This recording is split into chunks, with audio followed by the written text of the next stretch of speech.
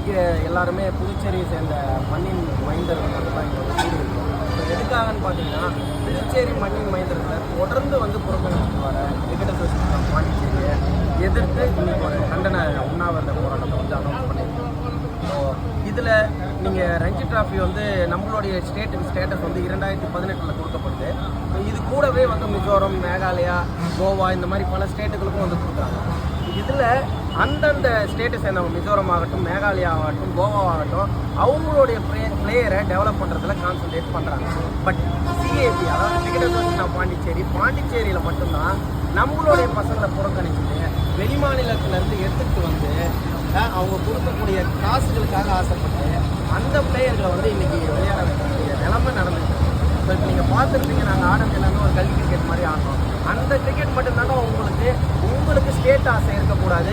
உங்களால் ஒரு பாண்டிச்சேரியில் ஒரு பிரீமியர் லீக் நடந்து 6ஆம் தேதி எல்லாருக்குமே சென்சேஷனல் இஷ்யூவாக அவங்களே அதை பெரிய பப்ளிசிட்டி பண்ணுறாங்க. பட் அதில் எத்தனை பேர் நீங்கள் ஒரு கேள்வி எழுப்புங்க. அவங்க தாமோதரன் அவர்களுக்கு நான் கேள்வி வைப்பேன், எத்தனை பேர் விளாட்றாங்க? 120 பேர், 6 டீமு, ஒரு டீமுக்கு 20 பேர், 120 பேரில் 15 பேர் பாண்டிச்சேரி சேர்ந்த பிளேயர். அதுவும் ஒரு டீமுக்கு 2 பாண்டிச்சேரி சேர்ந்த பிளேயர் ஆடுறாங்க. மீது எல்லாமே வெளி மாநிலத்த பிளேயர். அந்த 2 பேர்லையும் ஒருத்தவங்களே இம்பாக்டில் போட்டு வெளியில் தோற்றிடுவாங்க. அப்படி சேர்த்தா 10 பேர் அவங்க ஆடுறாங்க, நம்ம பசங்க ஒரே ஒரு பசங்க தான் ஆடுறாங்க.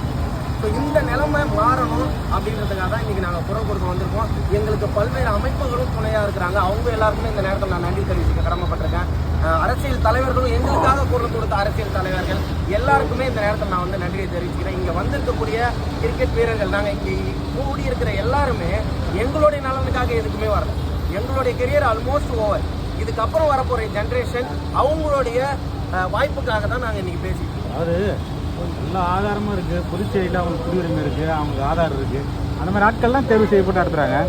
நீங்கள் எப்படி அந்த வெளி மாநிலம்னு சொல்கிறீங்க? ஆமாங்க சார், நான் ஒரு கேள்வி கேட்குறேன் சார். இப்போ பாண்டிச்சேரியில் நம்மளுடைய சிஎம் இருக்கிறாங்க சார். எந்த ஒரு பிரைவேட் கார்பரேட் கம்பெனி ஆகட்டும் சார், சாராயால் வரப்போகுதுன்னு சொன்னால் கூட எதை சார் நீங்கள் மெயின் பண்ணீங்க? ஃபஸ்ட்டு வேலை வாய்ப்புகள் இங்கே இருக்கக்கூடியவங்களுக்கு கிடைக்கும்னு முன் வச்சு தானே நீங்கள் கொடுக்குறீங்க. அப்போ வெளி மாநிலத்திலிருந்து வந்தவன் ஒரே ஒரு வருஷத்தில் குடியுரிமை பெறானா ஊத்துறீங்களா? சரி, இதையே நீங்கள் சொல்லுங்கள், ஒரு வருஷத்தில் ரேஷன் கார்டு கொடுத்துறீங்களா? கொடுங்க சார், நான் ஒத்துக்கிறேன். ஒரே வருஷத்தில் ரேஷன் கார்டு கொடுக்க முடியுமா இந்த கவர்மெண்ட்டால்? நான் கேட்குற கேள்விக்கு பதில் சொல்லிட்டீங்கன்னா நான் ஒத்துக்கிறோம். ஒரு வருஷம் வரான், 2 வருஷத்துக்கு முன்னாடியே சேர்ந்த மாதிரி ஒரு ஃபேக் கம்பெனி ஒரு காலேஜில் சீட்டு கொடுத்த மாதிரி கொடுக்குறான். அவன் எல்லாமே பாண்டிச்சேரி பிளேயரா? அதை வந்து நிரூபிக்கப்பட்டிருக்கு. நான் ஆதாரத்தோடு தான் பேசுகிறேன், எதையுமே பொய்யா பேசல. நிரூபிக்கப்பட்டிருக்கு. என்ன ஆக்ஷன் எடுத்திருக்கீங்க சார்? யார் மேலே எஃப்ஐஆர் காட்டுங்க, இருக்குங்களா? ஸோ அப்புறம் எப்படி சார் ஒரே ஒரு வருஷம் பிசிசிஐ சொல்கிறது அது?